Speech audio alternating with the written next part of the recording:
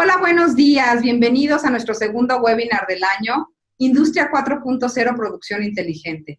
Yo soy Elizabeth Beniche, Head of Marketing and Communications en T-Systems México. Y como siempre, tendremos dos speakers y después una sesión de preguntas y respuestas. Primero, Jorge Gómez, que es director de Soluciones Empresariales de IDC, nos va a dar una perspectiva general de muchos datos interesantes de lo que acontece hoy en México y a nivel internacional. Posteriormente, Samuel Germán, que es Account Manager de Automotive en T-Systems México, nos va a hablar sobre estas soluciones específicas que hacen de la industria 4.0, pues obviamente el motor de la producción inteligente. Soluciones que hoy, esta semana, estamos mostrando en la feria industrial más importante del mundo, Hannover Messe. Y finalmente, pues tendremos la sesión de preguntas y respuestas, en donde con muchísimo gusto nosotros tres responderemos a todas sus dudas. Muchas gracias. Adelante, Jorge.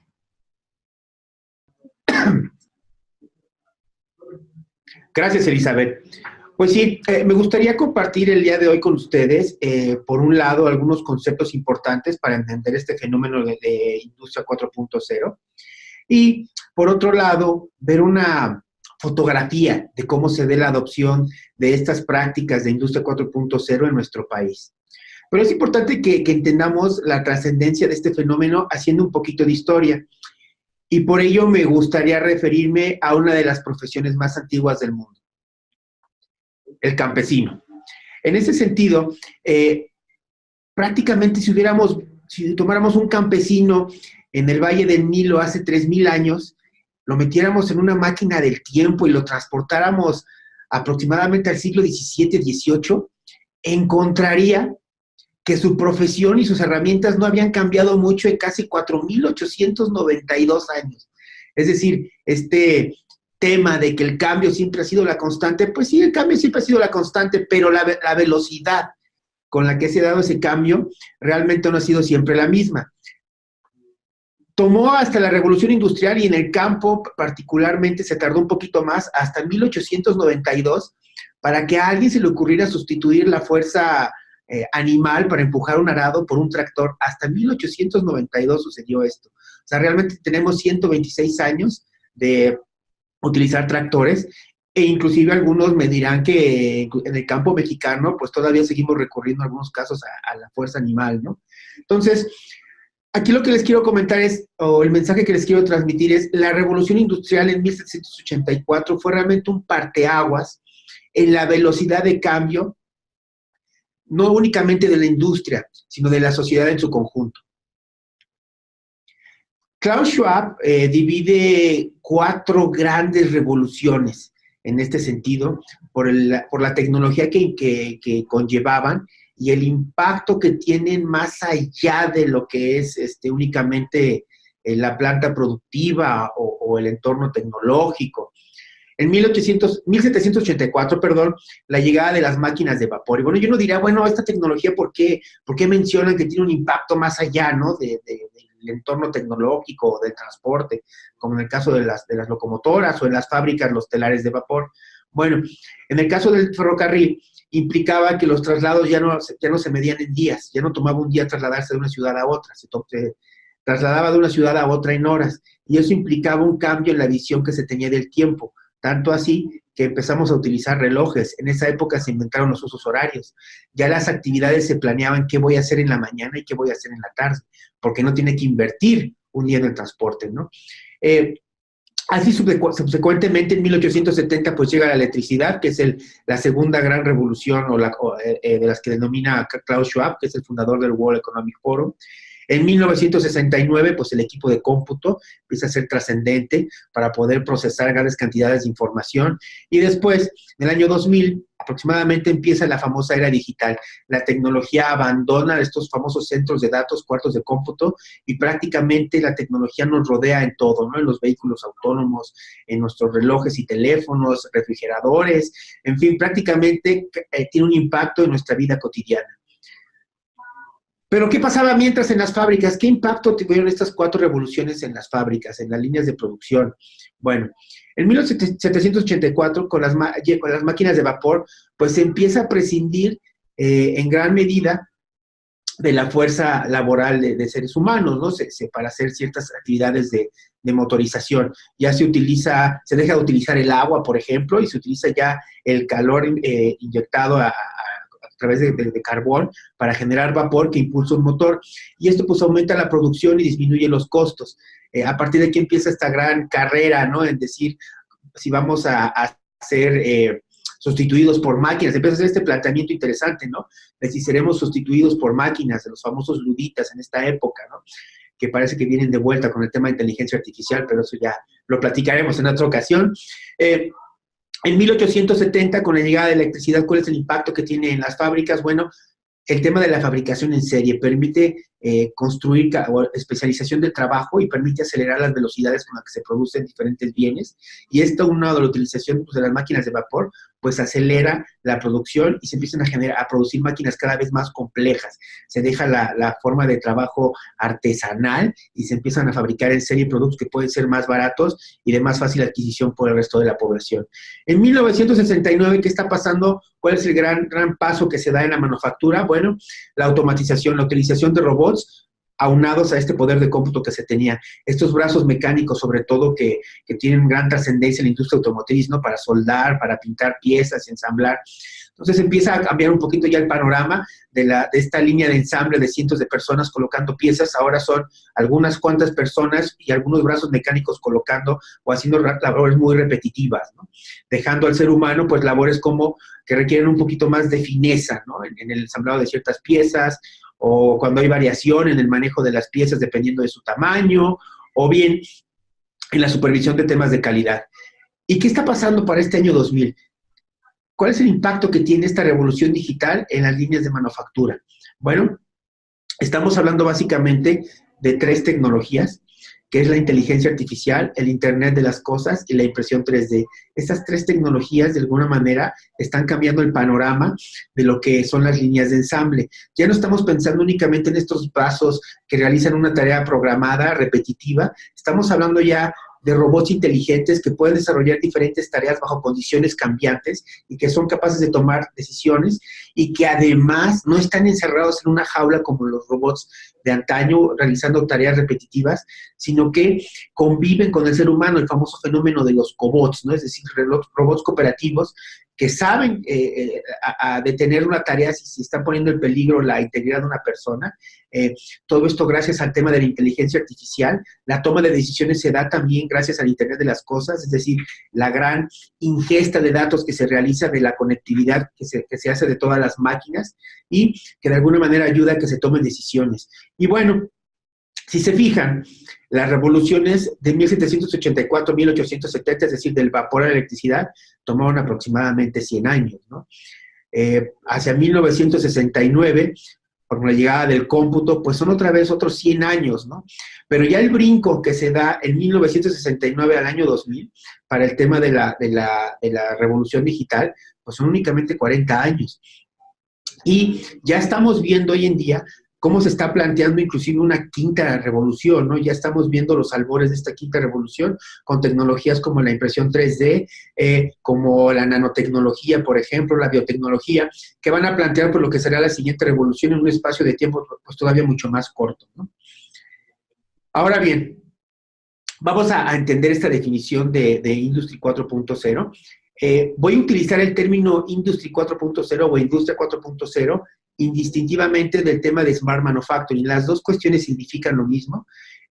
Y básicamente es la convergencia de la recolección de datos, la analítica y análisis que se haga de estos datos y el control automatizado con base en toma de decisiones producto de esta analítica para mejorar la flexibilidad y eficiencia de las operaciones. Estamos hablando ya de una planta totalmente conectada, no únicamente de la utilización de un robot para hacer una tarea automática o repetitiva, ni únicamente de un tema de Internet de las cosas, donde tomamos ciertas lecturas de maquinaria para mantenimiento predictivo, sino precisamente esta enorme red que se genera dentro de la fábrica, en donde ya todos los componentes están conectados y nos permiten tomar decisiones de forma automatizada, inclusive generar un gemelo digital de nuestra planta de tal suerte que nosotros podamos correr diferentes escenarios y conocer cómo nuestra planta se va a comportar ante estos escenarios sin tener que hacer pruebas físicas o reales, ¿no? Es decir, una fábrica virtual donde podamos generar estos escenarios, qué pasaría si, y que nos permiten, pues, de alguna forma reaccionar más rápido ante nuestro entorno. Pero ¿por qué Industria 4.0? ¿Por qué es importante este tema de Industria 4.0? Bueno, primero, tenemos que entender, la tecnología es un medio, no un fin. O sea, las organizaciones no recurren a la tecnología como el fin último o el objetivo de su organización o su visión o su misión, sino que la tecnología nos permite llegar precisamente a ese objetivo, ¿no? En ese orden de ideas, hay tres fenómenos muy importantes que están dando fortaleza a la adopción de esta tendencia a la industria 4.0. El primero es el entorno económico. El mundo está creciendo a tasas de 2.5, 2.7. Para 2020 se espera una desaceleración inclusive por menos de 1% de crecimiento económico. Latinoamérica no escapa a esta situación. Estamos hablando de crecimientos cercanos para el 2019 de 2.5, 2.10. Y desafortunadamente en nuestro país, pues todavía se ve más complicado el crecimiento económico. Se acaba de revisar el día de hoy la expectativa de crecimiento y se reduce de 1.9 a 1.5, ¿no? Las expectativas de crecimiento. Las organizaciones no pueden crecer a tasas de 1.5, 1.9. Estoy seguro que dentro de sus organizaciones las exigencias son inclusive a veces hasta de doble dígito, ¿no? Esto nos lleva a que las empresas hagan un ejercicio y detonen su propio entorno de crecimiento a través de analizar grandes cantidades de datos que les permitan o vender más o ser más óptimas. Por otro lado, pues la adopción tecnológica de los 80s, pues esta es una fotografía de cómo se veía un concierto, ¿no? Todos con encendedor en mano. Para el año 2000, 20 años después, pues todos con teléfono inteligente en mano, ¿no? Esto nos habla de cómo la adopción de tecnología, pues cada vez es más acelerada, ¿no? La televisión le tomó llegar a una cobertura de 98%, 68 años. Al teléfono inteligente, tener una cobertura del 74% le tomó 16 años. Y estos son datos de nuestro país, ¿no? Por otro lado, los temas generacionales. 50% de los millennials van a formar parte de la población económicamente activa en México el año siguiente.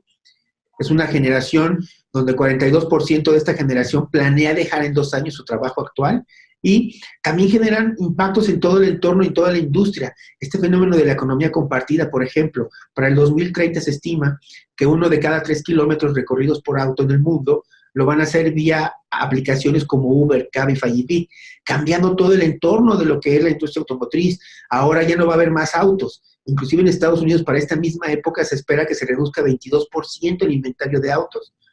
Pero va a haber un uso más eficiente de los mismos, van a estar circulando más tiempo, operando más tiempo, lo que nos lleva a una desaceleración o un acortamiento de los tiempos de refresqueo de la flota de autos, ¿no? Por ejemplo.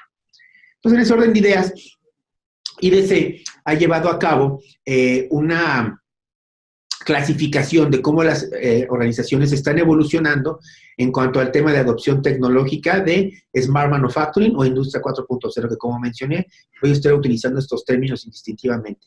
Bueno, tenemos primero en color lila aquellas compañías que son opositoras a este tema de Smart Manufacturing o de Industria 4.0. No hay una visión, esta visión conservadora, tradicionalista de lo que está funcionando, pues no lo arregles, ¿no? ¿Para qué? Estamos encontrando que en nuestro país hay 16% de organizaciones de manufactura que están en este estado, ¿no? Después tenemos las compañías reactivas, como pueden ver en el color verde, que son compañías donde ya empiezan a desarrollar una estrategia de Smart Manufacturing, pero depende mucho de un gerente de planta que decide hacer un proyecto, por ejemplo, para hacer lectura de sus máquinas o actualizar los PLCs, o son cuestiones básicamente departamentales y que todavía no arrancan, ni son escalables, ni agarran la sinergia de que toda la organización se suba a este esfuerzo, ¿no? 27% de las organizaciones de nuestro país se encuentran aquí. Después tenemos las empresas donde ya el Smart Manufacturing está permeado en toda la organización. ¿Ah? Hay algunas iniciativas todavía y proyectos aislados, pero ya se está buscando juntar todos estos esfuerzos en una sola gran iniciativa. Aquí se encuentran las compañías que denominamos robustas y encontramos aquí a 30% de las organizaciones. 30% ya de las organizaciones de nuestro país ya están conscientes de este fenómeno, ya están tratando de consolidar los esfuerzos aislados, de tal suerte que se convierte en una estrategia transformadora, que es el siguiente escalafón, donde encontramos 23% de las compañías, en donde ya Smart Manufacturing forma parte y está ligado a los objetivos objetivos del negocio. La ejecución de proyectos es consistente, formal y con miras a una hoja de ruta que les permite determinar el avance de esta tendencia en el largo plazo. Y finalmente los disruptores, ¿no? Aquellos donde el Smart Manufacturing ya es referencia inclusive para otras industrias de manufactura y encontramos aquí un 4% en nuestro país. Pero ¿cómo pasamos de uno a otro? ¿Cómo damos el brinco de una fase a otra? Bueno, primero, aquellas que están apenas en el nivel más básico, los opositores. Primero aquí hay que apoyarse muchísimo de los proveedores. Y por otro lado, internamente, ¿cuánto cuesta no hacer nada? ¿Cuánto estamos dejando de ganar por no hacer más eficiente? Algo que a lo mejor está funcionando, pero es posible que estemos dejando dinero en la mesa. Hay que tener conciencia de este costo de oportunidad. Y segundo, apoyarnos en proveedores para identificar oportunidades y casos de uso, que nos den ideas, que rompamos un poquito esta ceguera de taller. Los que están en reactivo, ¿cómo pasan a robusto? Bueno, hay que identificar a líderes dentro de la organización, dueños de proyectos departamentales que tengan esa iniciativa, ese drive, esa visión, y en conjunto reunirnos para desarrollar un roadmap, una hoja de ruta que nos permita consolidar todos estos proyectos y ya encontrarnos en una visión robusta, que es el siguiente escalafón. Ya en el escalafón de robusto, ¿qué es lo que tenemos que hacer? Bueno, tenemos que formalizar y estandarizar esta visión de lo que es el Smart Manufacturing, definir estándares e iniciativas para toda la organización, pero sobre todo revisar los fracasos. Más que los éxitos, yo diría, los fracasos son los que más aprendizaje nos van a dar precisamente para poder replicar esos esfuerzos en toda la organización. Transformador, bueno, aquí ya estamos hablando de cómo la cultura de la innovación pues debe permear a toda la organización, inclusive yo me atrevo a decir a todo el ecosistema, todas aquellas componentes de nuestra cadena de valor que nos permiten generar nuestros productos y servicios, y bueno, finalmente los disruptores, ¿no? Aquellas compañías donde ya la reinvención del negocio está apalancada pues de su plataforma tecnológica, ¿no? Aquí, rápidamente, nada más para entender cómo vemos en IDESA la industria, la dividimos en 4 grandes grupos. La EOBC, que es la que está orientada a ingeniería, es decir, a autos, tractores. Luego tenemos dividida la manufactura en lo que son activos, es decir, papel, químicos, acero, donde se hace una gran inversión intensiva para producir grandes cantidades y transportarlas, y que normalmente son insumos de otra industria, ¿no? Luego tenemos las Technology Oriented Value Chains, que son compañías de manufactura que se dedican a hacer tecnología, ¿no? Procesadores, teléfonos celulares, etcétera, ¿no? Y finalmente el Brand Oriented Value Chain, que son aquellas industrias que generan bienes de consumo, ¿no? Ropa, bebidas, etcétera. Bajo este cuadro, ¿cómo vemos la adopción tecnológica en la parte de consumo? Bueno, cuando preguntamos a las compañías, ¿cuáles son las tecnologías en donde está destinando mayor presupuesto en el último año? Movilidad es la número 1, es decir, todo lo que tenga que ver con capacidades de poder capturar los datos en el momento de su generación. Después el cómputo en la nube por la agilidad y escalabilidad y la íntima liga que hay con el tema de movilidad. Ya prácticamente es impensable pensar en un proyecto de movilidad si no se está pensando en el cómputo en la nube. Después tecnologías de información on-premise, es decir, el cómputo tradicional. Sobre todo, lo que estamos viendo aquí son ERPs que han sido altamente modificados, con altos niveles de customización y que es muy complicado luego llevarse a la nube. Después los temas de analítica, 5 Big Data y 6 Internet de las Cosas. Cuando vemos la manufactura orientada a activos, pues la película es un poco diferente. Sí estamos hablando de movilidad, dispositivos, plataformas, aplicaciones y servicios, sobre todo para el tema de surtir en tiempo la demanda, ¿no? Es decir, cómo puedo producir mis insumos para que estos sean consumidos por otra industria de manera oportuna. Después el tema de tecnología de información on-premise, tercero, cómputo en la nube, 4 analítica, 5 Big Data y 6 Internet de las Cosas. En la parte de ingeniería, aquí sí la película cambia bastante. Encontramos que todavía hay una lentitud en la adopción de cómputo en la nube, de hecho está en el 4º lugar, y todavía se siguen favoreciendo tecnologías de información on-premise, de cómputo tradicional. Después la analítica, en tercero movilidad, 4º cómputo en la nube, 5º Big Data y 6º Internet de las Cosas. Y cómo se ve en nuestro país la adopción de las siguientes tecnologías para las compañías que se dedican a tecnología. Cómputo en la nube, pues se les da de una forma más natural, ¿no? Son compañías que están muy ligadas al tema tecnológico y el cómputo en la nube no les es extraño, ¿no? Después tecnologías on-premise, tercero movilidad, 4º analítica, 5 Big Data y 6 Internet de las Cosas. Todas estas tecnologías que estamos mencionando, como ven y como mencioné al principio de mi plática, pues están ligadas al tema de Smart Manufacturing. ¿Y cómo se ve el futuro? Aquí en IDC, con base en las tendencias mundiales de adopción tecnológica, podemos de alguna forma tratar de predecir qué es lo que va a suceder en el futuro del Smart Manufacturing. Para 2020, el 80% de las organizaciones de manufactura van a tener que reestructurar toda su plataforma tecnológica para poder procesar todos los datos y ponerlos como una piedra angular que sostenga toda su estrategia tecnológica. Para el 2022, 40% de la industria manufacturera ya va a utilizar nube pública y nubes de industria para obtener valor de los datos. Para el 2020, estamos viendo cómo ya la tecnología de sistemas o de información y la tecnología de operaciones pues se están mezclando para formar una sola, y el marco corporativo del 50% de las compañías va a ser uno solo, ¿no?, para estas tecnologías. Para el 2021, 20% de las 2,000 manufactureras más grandes del mundo van a tener a 30% de sus robots conectados a una nube para potencializar su eficiencia. Y para el 2021 estamos viendo un fenómeno muy curioso. Están entrando aquí al tema de tecnologías de información, compañías que se dedican a la fabricación y automatización, ¿no?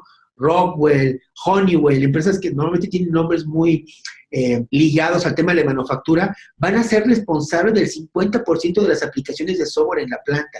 Es decir, vamos a tener a jugadores completamente nuevos en el tema de software, con una mayor fuerza, y que van a determinar inclusive para dónde va este mercado del Smart Manufacturing. Bien, ya para terminar, un pequeño resumen de cuál es la importancia del Smart Manufacturing. Primero, ¿por qué? ¿Por qué Industria 4.0? ¿Por qué Smart Manufacturing? La competencia nunca había sido tan compleja y tan intensa, el cambio nunca había sido tan rápido. Esto derivado de la hiperpersonalización de los productos, el acortamiento de los tipos de ciclos de producción, es decir, qué tan rápido me están demandando que salga al mercado ya con un producto, y todo esto manteniendo costos bajos y alta rentabilidad, ¿no? Entonces, esto definitivamente nos pone en una posición donde la tecnología se vuelve la herramienta ideal y única para poder enfrentar este desafío. ¿Quiénes son los que deben involucrarse en este esfuerzo? Bueno, no es un tema únicamente de tecnologías de información. De hecho, lo que encontramos es que poco más de la mitad de las ocasiones es el área de operaciones los que están liderando estos esfuerzos. Pero hay que considerar también a los responsables de logística, ingeniería de producto, calidad, y a los responsables de las plantas, sobre todo cuando estamos arrancando estas iniciativas, saber qué han hecho ellos y qué conocimiento tienen de primera línea en torno a la operación de la planta. Y finalmente, ¿cómo podemos empezar en estos proyectos? Bueno, hay que definir objetivos alineados a la estrategia de la organización, pero sobre todo, apóyense mucho de proveedores, insisto. Nos pueden invertir muchas ideas, casos de uso, que nos van a permitir a generar un mapa de ruta mucho más sólido y robusto, sobre todo por la experiencia que traen de hacer este tipo de proyectos en otras industrias, ¿no? Al final de cuentas, este es un juego de sumar y de colaborar. Por mi parte es todo, espero haya sido de su interés esta plática. Y nos quedamos aquí para escuchar a los amigos de T-Systems. Gracias. Muchas gracias, Jorge, por darnos este contexto tan interesante acerca de la industria 4.0 en nuestro país. Ahora nosotros como T-Systems vamos a presentar algunas de las soluciones que tenemos para apoyar el desarrollo de la industria 4.0 en nuestras empresas y en las industrias actualmente en México. Para ello vamos a considerar primero lo que fueron las 3 anteriores revoluciones industriales. La primera de ellas, que fue la mecanización a través del agua y del vapor. La segunda, que fue básicamente la producción en masa y las líneas de ensamble, que tuvieron como base la energía eléctrica. La tercera revolución industrial, que tuvo como base la automatización, las computadoras, los PLCs y todos estos dispositivos electrónicos. Por supuesto, ahora existe la cuarta revolución industrial, que tiene que ver con los sistemas y las computadoras conectadas, que toman decisiones a veces sin la participación humana, en un marco de seguridad, con mucha regulación, que genera no solamente información, sino también valor para las empresas. Para poder conversar acerca de la industria 4.0, vamos a utilizar un acrónimo que nos va a ayudar a recordar muy rápidamente qué es el concepto de industria 4.0. Y para ello utilizaremos el acrónimo ICAT, donde la I significa básicamente la información. Todos los dispositivos que existen en una industria están generando información, están generando datos, y nosotros a veces no estamos aprovechando esos datos que se generan de manera inmediata en todos los dispositivos en una industria. La C tiene que ver con la conectividad. Si tenemos esta información y la podemos conectar, tenemos una red segura, podemos tener una capacidad de cómputo en la nube que nos puede ayudar a colectar toda esta información. El siguiente paso, la A, nos hablará del análisis. Tenemos toda esta información, vamos a analizarla. El Big Data, el Analytics nos va a ayudar a poder tener información valiosa que nos ayudará a la toma de decisión exacta, oportuna y precisa para nuestro negocio. Todo esto en un marco muy importante de lo que es ahora la seguridad. La ciberseguridad es algo que nos atañe a todos y T-Systems tiene muchas soluciones específicas que nos van a ayudar a tener una seguridad plena en todo este ámbito que estamos buscando impulsar. ¿Cuáles son las aplicaciones de la industria 4.0? Bueno, sabemos que la industria 4.0 está en cualquier parte, desde la planeación, la producción, cualquiera que sea, manufactura, consumo, retail, servicio, la parte de logística, etcétera. Para ello, T-Systems, como comentamos, cuenta con diferentes soluciones que pueden apoyar en lo que es la industria 4.0 para sus empresas. Una de ellas es la inteligencia artificial y lo que es la gestión del ciclo de vida del producto, donde podemos nosotros tener una fábrica digital que nos pueda ayudar a tener una conceptualización de nuestros productos y minimizar el riesgo, en algunas ocasiones hasta por el 90%. Otro de nuestros servicios es la utilización de un gemelo digital. Cuando nosotros ya estamos en producción, lo único que necesitamos es asegurar que el proceso productivo continúa sin fallas y sin interrupciones. Por supuesto que el tener un modelo virtual que asemeja al productivo nos da la oportunidad de hacer un análisis de los datos, de lo que vamos a hacer, de los cambios que pueden ocurrir y evitar los problemas antes de que estos ocurran. Por supuesto, también nos puede ayudar a planear el futuro utilizando simulaciones que nos ayudarán a conocer cómo se comportaría nuestra industria. Otra de las soluciones que nosotros tenemos es la realidad aumentada. Hoy por hoy podemos tener unas gafas virtuales y poder examinar una pieza, una máquina, diferentes cosas que nosotros no podríamos hacer si no lo tuviéramos frente a nosotros. Una realidad aumentada nos permite poder examinar rápidamente cualquier dispositivo, aunque no estemos físicamente presentes, y con ello poder dar sugerencias o correcciones que permitan una acelerada respuesta hacia lo que nosotros estamos buscando. Una de las cosas que están muy en boga es el Internet de las Cosas, por supuesto, que forma parte de la industria 4.0. T-Systems tiene soluciones que permiten tener una conectividad inmediata y una solución puesta en la nube para la industria logística. Tú puedes controlar tu transporte, tus rutas, ciertos parámetros específicos que nos dan un monitoreo inteligente y que te permitirán tomar también decisiones de manera asertiva.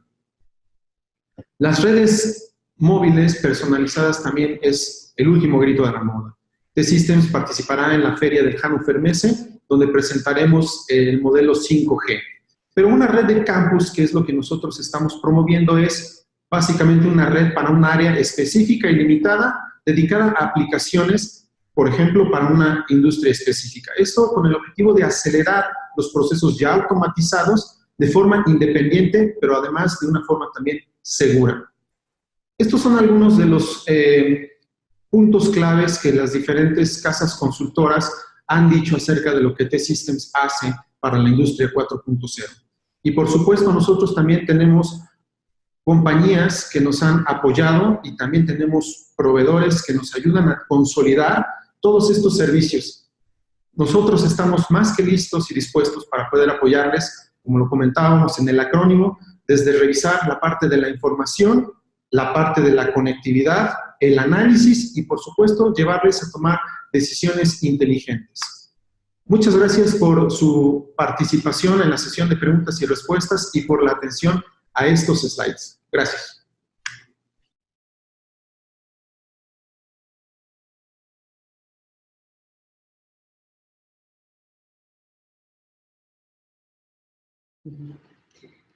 Pues muchísimas gracias, Samuel y Jorge. Muy interesante toda la información que mostraron. La verdad es que sin duda la producción inteligente y la industria 4.0, pues hoy en día nos va a ayudar a todas las industrias en general. Ya tenemos algunas preguntas. Si quieren hacer sus preguntas, las pueden hacer vía la herramienta y con mucho gusto se las respondemos. Tenemos la primera que dice, en la industria automotriz, ¿cuál es la solución que permite mayor innovación en un corto periodo de tiempo? ¿Quién nos las podría contestar? No, si me permites, yo creo que una de las soluciones muy rápidas que se pueden implementar es toda la parte de IoT. T-Systems tiene soluciones que te brindan desde el propio dispositivo que se conecta al proceso que tú quieres monitorear, te da la conectividad a la nube y, por supuesto, dentro de la nube tenemos un aplicativo donde tienes un dashboard. Tú puedes, digamos, de una manera muy rápida poder delimitar qué es lo que quieres ver, cada qué tiempo lo quieres ver, y con eso la solución está inmediata. Ok, interesante. Muy bien. Tenemos otra pregunta. Aquí dicen, ¿cuáles son los retos actuales de la industria automotriz para adherirse a la industria 4.0? Bueno, yo creo que esta pregunta es muy interesante porque más allá de las soluciones tecnológicas que existan actualmente, también hay un cambio de paradigma, como lo decía Jorge en su presentación. La industria automotriz cambia muy rápido sus modelos, pero hacia el interior de sus organizaciones siguen siendo empresas que tienen procesos ya muy maduros y, como lo comentaban, en algunas ocasiones lo que bien se hace, mejor no se toca para que se siga haciendo bien, ¿no? Esa es la verdad. Okay. Entonces, cuando hablamos de ir hacia la industria 4.0, vamos a tener que luchar primero contra quién es el dueño de la información. La parte de la seguridad, que eso es algo muy importante porque tenemos restricciones de no poder compartir nuestras redes y tenemos una zona desmilitarizada, cómo es nuestra conexión por internet. Entonces, la parte de seguridad se vuelve también algo muy crítico. Y por último, el tema de lo que quieras tú analizar, ¿no? Entonces, a veces, bueno, yo quiero saber si puedo producir más por hora, si podemos tener más rutas, si podemos empujar más el producto. Entonces, tendremos que hacer un análisis a detalle y T-Systems cuenta con esta consultoría que les puede ayudar a definir desde la información, claro, ¿no? La parte de la conectividad, la seguridad, ¿no? Para tener ciertamente la información de tu empresa, pero transmitirla a la nube y posteriormente hacer este análisis, ¿no? Entonces, los retos tienen que ver también con la parte de lo que es la propia empresa, sus propios procesos y la estrategia que está siguiendo, ¿no? Perfecto, Samuel, muchas gracias. Gracias. Julio Ramírez nos pregunta, hablando de ciberseguridad, ¿en dónde se encuentra México en cuanto a la preparación para ciberataques y manejo de malware? Híjole, pues aquí tiene que ayudar a... Mira, de acuerdo a los últimos indicadores, hay un indicador a nivel mundial en términos de ciberseguridad. Nuestro país se encuentra a media tabla, la verdad no corresponde al lugar que debería tener la 13ª economía del mundo. Entonces, hay muchos desafíos. ¿Dónde están los principales desafíos en términos de ciberseguridad en nuestro país? Uno, el ratificar tratados internacionales, el tema con la Convención de Budapest, pues todavía no se ratifica y es un gran pendiente. El otro es la falta de una liga entre la iniciativa privada y el sector público, ¿no? Todavía hay esfuerzos que cada quien está llevando a su lado cuando realmente eso es un tema que debería estar en la agenda nacional, porque inclusive es un tema de seguridad nacional, ¿no? El tema de proteger la infraestructura eléctrica, la infraestructura hidráulica, conlleva a que tanto la iniciativa privada como el sector público tengan una tracción conjunta para generar la política pública en temas de seguridad, ¿no? Entonces, yo diría que esos son los dos grandes elementos que nos hacen caer a media tabla en términos de donde deberíamos estar, ¿no? Perfecto, Jorge, muchísimas gracias. Interesante, ¿no? También el tema. Por supuesto. Noel Angulo nos pregunta, ¿cuál es el rol de las instituciones educativas, entre paréntesis universidades, en la implementación de la industria 4.0 y cuáles son las posibilidades de vinculación de su firma, en este caso T-Systems, con las instituciones públicas de educación? Eso es muy interesante porque también quisiera complementar un poco lo que dijo Jorge en la pregunta anterior. Y un punto importante de la parte de ciberseguridad es que no hay especialistas.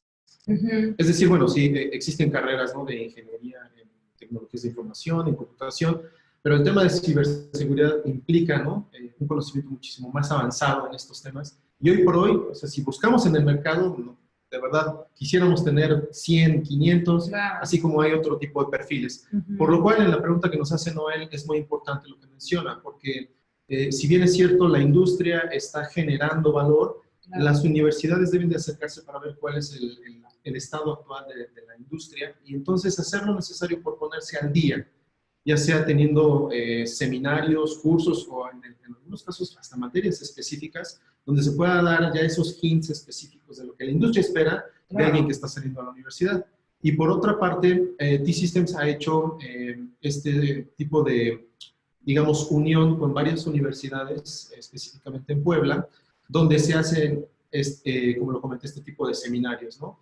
Y hay una interrelación muy importante con los estudiantes, porque ellos pueden también de primera mano ver lo que se hace dentro de T-Systems, ¿no? Más allá de un PowerPoint de 14, Claro. ¿no? Más bien ya qué estamos haciendo, Sí, sí, y sí. eso es lo emocionante para las personas. Entonces, claro, estar atentos en nuestras redes sociales cuando salgan nuevamente las convocatorias, porque si bien es cierto, son específicas y el número de participantes es reducido. Perfecto. Si me permites complementar Sí, claro. un poquito en el tema del papel que juegan las instituciones educativas, ¿no? Este tema del 4.0 y en general en todo el tema de innovación, ¿no? Realmente sí se ve una brecha entre la parte educativa y la vinculación con el sector privado, ¿no? No es tan extensa como quisiéramos. Y realmente hay ejemplos de cómo se dispara la innovación. Parte del secreto de Silicon Valley, de esta explosión en términos de innovación tecnológica, es que la Universidad de Stanford desarrolló un parque industrial. O sea, el parque industrial está dentro de la Universidad de Stanford. Y a los estudiantes se les incentiva a que emprendan. Es decir, no es malo emprender o hacer un negocio utilizando investigación dentro de la universidad. Entonces, el tener esa sinergia de tener un parque industrial adentro y dos, fomentar la innovación y el emprendimiento entre los alumnos, que no está peleado a investigar con hacer un negocio, o con aterrizar, aterrizar la investigación en un tema práctico y que pueda rendir utilidades. Entonces, muchas de las grandes empresas que usan Silicon Valley son producto precisamente de esto, de el casar la academia con la iniciativa o con el emprendimiento, ¿no? Claro. Muy bien, excelente, Jorge. Noel nos pregunta que si le podemos mandar información por escrito para la explicación. Con muchísimo gusto, Noel, te lo mandamos a tu correo, lo tomamos y lo anotamos. Luego también Genaro Alonso Chávez nos pregunta, ¿qué referencias concretas en México nos pueden dar de casos exitosos en la industria de manufactura en general que pudiéramos contactar? Gracias. Sí, claro, bueno, hay varios y bueno, también aquí tendríamos que ver el grado de confidencialidad para poder compartir los casos de uso. Pero bueno, hay casos de uso para la parte de IoT, rutas de transporte, logística, dentro de las propias industrias automotrices para lo que es todo el proceso del Kanban y todo este tema de la logística dentro de la armadora, y esos son casos de uso que se tienen. Otro caso de uso importante es la migración ya de sistemas legados hacia la nube, ¿no? Y de temas como SAP, donde se deja un espejo del anterior sistema en on-premise, básicamente, ¿no? Para hacer en el on-premise algunos cambios que si los pusieras directamente en SAP, bueno, pues paras la facturación o paras otro tipo de procesos, ¿no? Exactamente. Entonces tenemos otro cliente donde decidió moverse a la nube, hicimos todo el proceso y dejó este gemelo que le llamábamos en la presentación para que pudieran hacer otro tipo de procesos que iban a ser ajustados antes de ponerlos ya en el sistema productivo en SAP en la nube, ¿no? Directamente. Ok, muy interesante. Muy bien. Y bueno, y por último tenemos una pregunta, justo hablamos de otra industria, dicen la industria de bienes de consumo. ¿Cuál sería el desafío más fuerte de cara a la industria 4.0? Bueno, no es para espantarlos, ¿no? Pero inclusive en IDC, viendo esta quinta revolución que viene, es inclusive la desaparición, ¿no? de la industria de bienes de consumo por esta llegada de la impresión 3D. Yo no sé si sabían que se pueden imprimir alimentos, ¿no?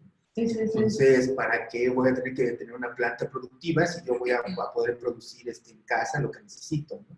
Pero todavía estamos muy lejos de ahí. En el Inter, los desafíos que se tienen es cómo respondo a esa demanda de hiperpersonalización, ¿no? Claro. Al final de cuentas, implica que la industria de bienes de consumo tiene que estar ligada al cliente final, ya sea que sea a través de un retail o directamente mío, ¿no?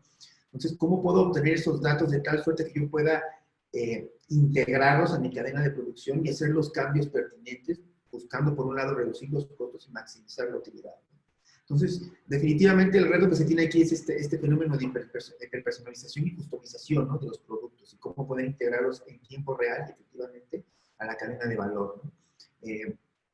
y va sobre todo muy ligado a temas de analítica. Yo creo que aquí el tema de la analítica, como lo vimos inclusive en la presentación, es de los que está ganando más peso y más peso para la industria de bienes de consumo. Perfecto, muchas gracias, Jorge. Nos está preguntando Julio Ramírez, que dice, en el sector privado, ¿qué conocimientos o bases les gustaría que los egresados de las universidades tuviesen en temas de ciberseguridad y o industria 4.0? Bueno, yo podría decirles algo que también a muchos no les va a gustar, ¿no? Pero son, primero, matemáticas avanzadas, que a veces no nos gustan mucho, ¿no? Claro. Nos queremos quedar con las tablas de multiplicar y cuando llegamos a la integral de secante cúbica de X, entonces ya nos causa un problema, ¿no?